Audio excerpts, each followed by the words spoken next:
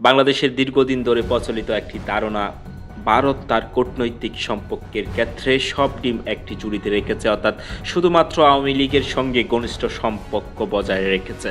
এ ধারণার পেছনে রয়েছে বিভিন্ন ঐতিহাসিক ও রাজনৈতিক প্রেক্ষাপট। ভারতের কৌশলগত সম্পর্ক শুধুই আওয়ামী লীগ? ভারতের সঙ্গে আওয়ামী লীগের সম্পর্কের গভীরতা ঐতিহাসিক।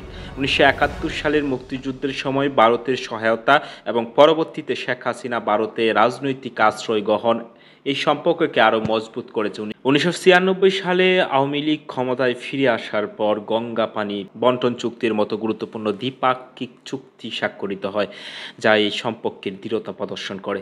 ভারতীয় বিশ্লেষক এম.জে. আকবর বলেন, ভারত তার স্বার্থের দিক থেকেই সম্পর্ক গড়ে তোলে। যে দল ভারতের স্বার্থ রক্ষা করবে তার সঙ্গেই ঘনিষ্ঠতা থাকবে। বিএনপি অন্যান্য দলের সঙ্গে সম্পর্কের ঘাটতি। বিএনপির নেতারা বহুবার অভিযোগ করেছেন যে ভারত তাদের প্রতি অবহেলা করেছে এবং শুধুমাত্র আওয়ামী লীগের সঙ্গে সম্পর্ক বজায় রেখেছে। তারা মনে করেন ভারতের এই একচোখা নীতি বাংলাদেশের জনগণের মধ্যে বিরূপ প্রতিক্রিয়া সৃষ্টি করেছে। তবে ভারতের সাবেক কূটনীতিকদের মতে 2001 সালে ভারত বিএনপির সঙ্গে সম্পর্ক গড়ার চেষ্টা করেছিল, কিন্তু তা সফল হয়নি।